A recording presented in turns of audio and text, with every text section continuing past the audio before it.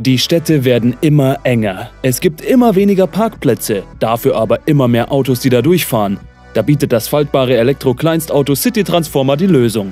Was der kleine Flitzer alles kann, erfahrt ihr jetzt hier auf Project Drive.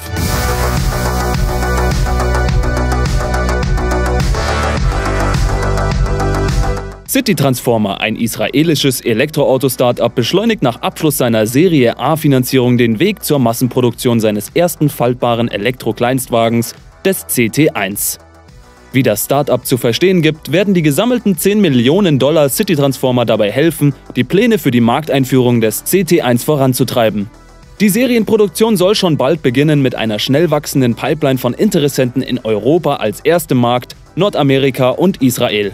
Angeführt wurde die Series A-Finanzierungsrunde von der Lubinsky-Gruppe, einem der ältesten und größten Autoimporteure Israels mit 160 Service- und Reparaturwerkstätten in Deutschland und Autoverkaufsbetrieben in Frankreich und Osteuropa. Zu den weiteren Investoren gehören Privatinvestoren und multinationale Unternehmen aus dem Transport- und Immobiliensektor. Ein wenig twizzy und ein wenig schmalspurig, so kommt er ironischerweise mir zumindest rüber. Denn der CT1 ist schon wirklich sehr schmal. Dazu aber gleich mehr. Optisch könnte man sagen, ist er gewöhnungsbedürftig, erfüllt im Design aber seinen Zweck. Nämlich den knappen Platz in Innenstädten optimal zu nutzen. Vorne sehen wir ein durchgehendes LED-Leuchtenband, darunter sitzen die als 2 Punkte erkennbaren Scheinwerfer. Der Form geschuldet sind die Rückleuchten vertikal am jeweiligen Rand angeordnet. Eine weitere platzsparende Besonderheit sind die nach oben zu öffnenden Türen. So kann man noch näher am Nachbarn parken.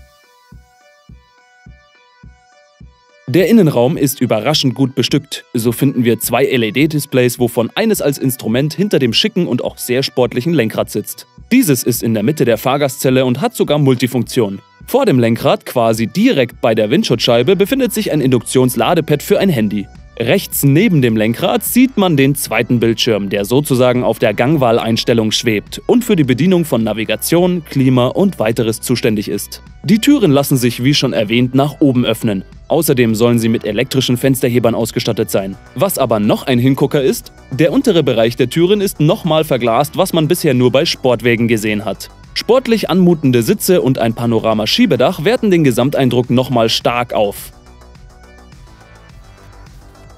Der nur 1 Meter breite und 2,5 Meter lange Zweisitzer darf auf Motorradparkplätzen stehen. Auf einen klassischen Autoparkplatz sollen 4 davon passen. Der eigentliche Clou aber steckt unterm Blech. Um die Straßenlage zu verbessern, lässt sich die Spurweite um 40 cm verbreitern, per Knopfdruck während der Fahrt. Bis 30 km/h fährt der zusammen mit Roding gebaute Prototyp noch etwas wackelig auf den Rädern im Schmalspurmodus. Danach fordert er per Hinweis im Kombi-Instrument zum Verbreitern auf.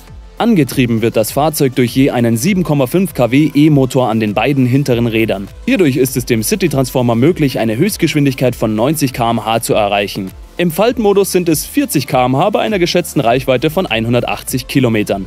Gesprintet wird innerhalb der Stadt von 0 auf 50 km/h in 5 Sekunden. Ist der Akku entsprechend leer, lädt dieser an einer Schnelllademöglichkeit in 30 Minuten auf 80%. An der Schuko-Steckdose daheim benötigt er hingegen 4 bis 6 Stunden.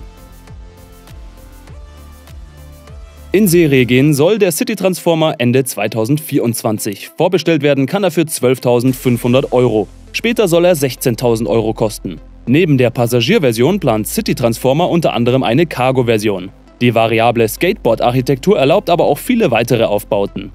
Der Umweltbonus bzw. die Kaufprämie für E-Autos greift allerdings nicht.